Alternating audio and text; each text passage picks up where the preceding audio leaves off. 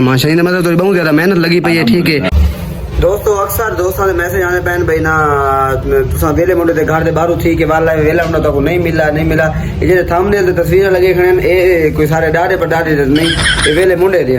ठीक है ते अक्सर लोग लई खड़े भाई यार तुसा गए वे उनके घर दे बाहर दी वीडियो बना के आ गए वे। ठीक है ते वेला मुंडा तो मिला को नहीं। ठीक है ये वीडियो तो तस्वीरें तो देख सकते वे ते जेडी आज दी ए वीडियो लगदी पई है ना ये देख गिने सारा ना मुंह बंद थी वैसी भाई वेला मुंडा सबको मिला है या नहीं, सारी कितनी खिदमत की है, कितनी रिस्पेक्ट की है ते के सूरत हाल है इन वीडियो दे विच। ठीक है ते आज दी वीडियो करने शुरू, लेकिन उस तो पहले शफकत करो चा शफकत बिरा दा वास्ता ही ओ वन के ते सब्सक्राइब दा बटन है वो जोर दा मुख मारो चा।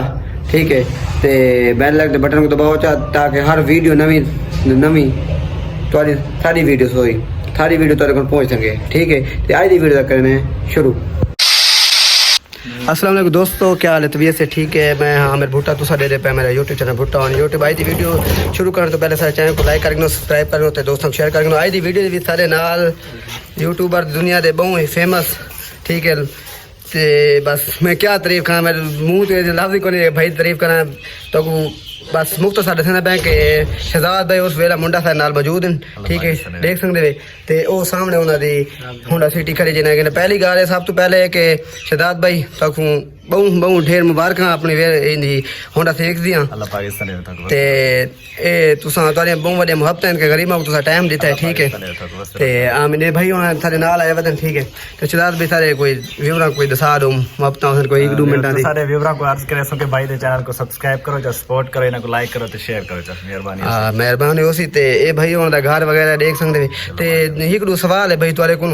ठीक है ते मतलब जिवें दुनिया दसेंदी है भाई शहजाद भाई उस वेला मुंडा मतलब अपने व्यूअर को पैसे वगैरह गिनदा है ते बहु एटीट्यूड वगैरह, लेकिन अल्हम्दुलिल्लाह असां तो आए हैं कोई भाई होने कोई एटीट्यूड वगैरह कोनी कुछ भी कोनी, सारी बहु इधर की। मेरे ख्याल थोड़े सवाल का जवाब तो आपको मिल जाना चाहिए ना। जी जी अल्हम्दुलिल्लाह सब तो मिल गया सही।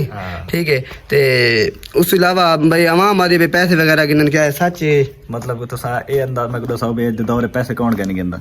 हां ए ता है पेट्रोल पवाए बे। जी हां जी हां पैसे गिन जान। जी हां जी हां बेशक पारी ता नहीं पैसे तो गिनदे ने ज़ाहिरी गाल वाला अगर असा भी अगर जरूरियात चाहिए परचेज करे सु अपने कोई चीज बेचे सो तो ज़ाहिरी गाल सही पैसे गिन सो।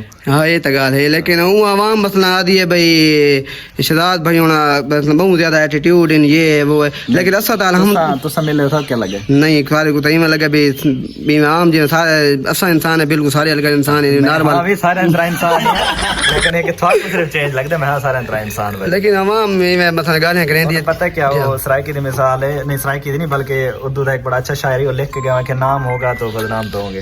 जी यही गल बेशक।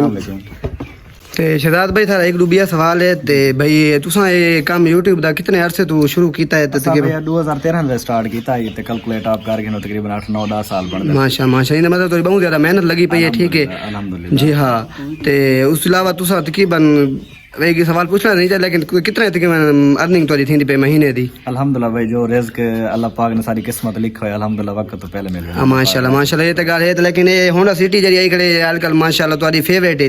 ठीक है ये तकरीबन कितना दी मिल गई तो कितना दी आई भाई जन साको 60 लाख दी मिलेगी 60 लाख तकरीबन 60 लाख थी जी सर के दे जादन ते उसके अलावा मेरे भाई जी सारे कोई व्यूअर को आखो शफकत करो एडी मेहनत करे ने। ठीक है सही तुम्हारे को कितनो बेकार जो है बैठे हैं सही अल्लाह पाक तो बेस्ता देवे अल्लाह पाक को मेहनत तो तेरा फल दे इंशाल्लाह इंशाल्लाह सपोर्ट कर सन ते बहुत इज्जत देती है। ठीक है इतनी असन सारे औकात नहीं लगे सको बहुत इज्जत ज्यादा देती देख सकते सारे सारे वास्ते ना मतलब माल्टे वगैरह जो इन्हें बस हाई मंगवाया ने उस बाद चाह भी आने पे पीने इंशाल्लाह। ठीक है ते मेहरबानी शादी।